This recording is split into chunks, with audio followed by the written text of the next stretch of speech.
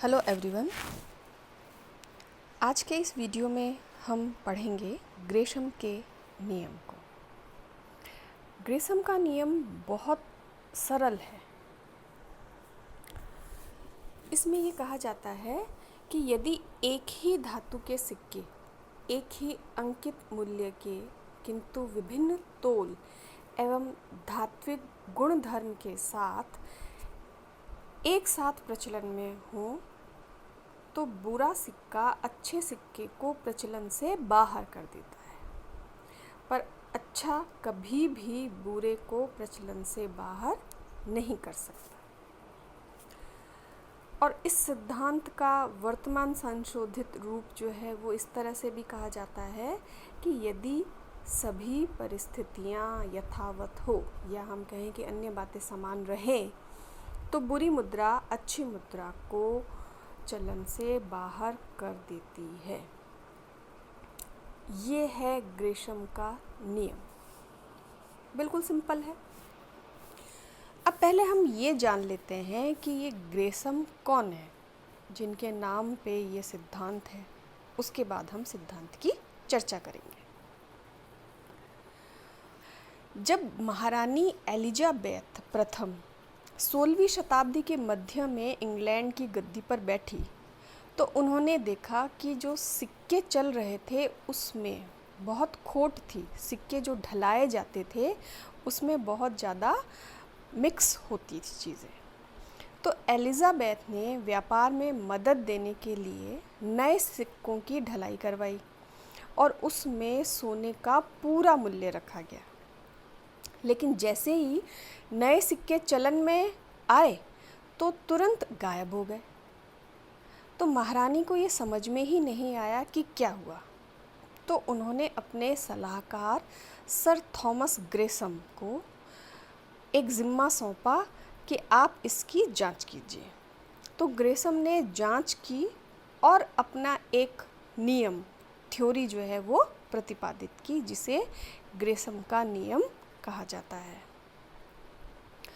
Gresham ने जो नियम दिया उसमें सिंपल सी बात है। क्या कहा गया कि जो बुरी मुद्रा है वह अच्छी मुद्रा को चलन से बाहर कर देती है। ब्रिटिश सरकार के आर्थिक सलाहकार थे ये ग्रेशम। महारानी एलिजाबेथ के जो है वो सलाहकार थे। इन्होंने अपना नियम प्रतिपादित किया था। तो अब हम ये देखते हैं कि ये नियम काम कैसे करता है। क्यों बुरी मुद्रा जो है वो अच्छी मुद्रा को चलन से बाहर कर देती है या वो अच्छी मुद्रा जो है वो गायब कैसे हो जाती है। तो इसे अब हम देखते हैं। देखिए, जब अच्छी मुद्रा और बुरी मुद्रा दोनों एक साथ चलते हैं तो कानूनी दृष्टि से तो दोनों वैध माने गए हैं, माने जाते हैं। लेकिन जो अच्छी मुद्रा है वो गायब हो जाती है। तो इसके लिए उन्होंने ये कहा कि भाई 3 संभावनाएं हो सकती हैं। पहली संभावना क्या है कि जो अच्छी मुद्रा है या जो श्रेष्ठ मुद्रा है उसे लोग संग्रह कर लेते हैं, अच्छी मुद्रा का कलेक्शन कर लेते हैं, अपने पास इकट्ठा कर लेते हैं। उससे जो चलन है उसमें सिर्फ घटिया मुद्रा या जो खराब मुद्रा है वो ही रह जाती है। दूसरा ये भी हो सकता है कि जो अच्छी मुद्रा है उसे गलाकर लोग उसका उपयोग जेवर बनाने या अन्य कलात्मक कार्यों के लिए करने लग जाएं, क्योंकि उसमें धातु का अंश अधिक होता है। ऐसा उस दशा में होता है जब अच्छी मुद्रा और जो बुरी मुद्रा है उनका अंकित मूल्य एक जैसा हो। तो अच्छी मुद्रा को गलाकर लोग अपने फ़ायदे के लिए इस्तेमाल कर लेते हैं। तीसरी ये संभावना भी हो सकती है कि जब 2 देश स्वर्ण मान पर हों तो एक देश अपने आयातों का भुगतान दूसरे देश के पूरे वजन वाले नए सिक्कों में करना चाहेगा और पुराने और घटिया जो सोने के सिक्के हैं उनका उपयोग घरेलू सौदों के लिए करे। तो इन 3 संभावनाओं के कारण ग्रेशम का नियम क्रियाशील हो सकता है। ग्रेशम के नियम का विश्व की अर्थव्यवस्थाओं में जो है अनुभव अलग अलग रहा। जिस समय धातुमान था उस समय ग्रेसम का नियम लागू होता था। 1970 के दशक में चिली में मुद्रास्फीति के कारण वहाँ के सिक्कों में धातु तत्व का मूल्य उन सिक्कों के अंकित मूल्य से ऊंचा हो गया।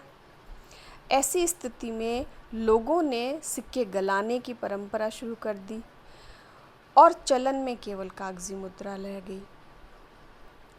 ऐसे ही लिप्सी और क्रिस्टल जो है वो अर्थशास्त्री ग्रेशम के नियम का एक और आधुनिक अर्थ में प्रयोग बताते हैं कि जब एक देश की मुद्रा की विनिमय दर किसी दूसरे देश की मुद्रा के साथ जोड़ी जाती है तो उसे जोड़ी गई या बंधी दर कहते हैं।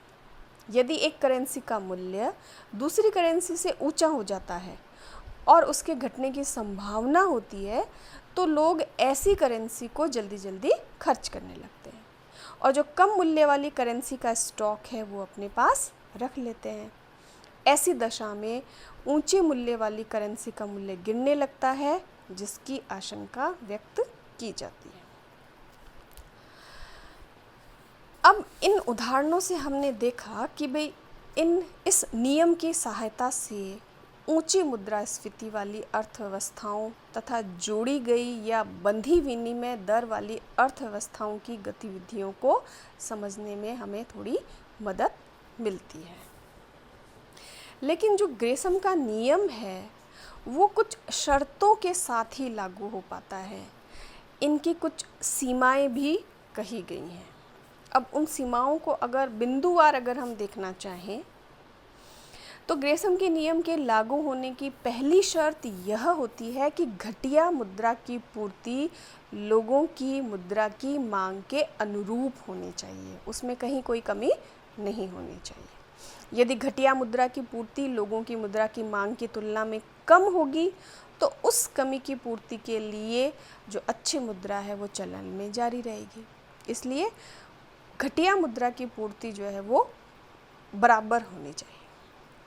दूसरा, ये नियम तभी लागू होगा जब लोग घटिया मुद्रा को लेने से मना कर देते हैं, तब ये ग्रेशम का नियम लागू नहीं होगा। इस चीज़ को हमें देखना पड़ेगा। अच्छी मुद्रा चलन में जारी रहेगी।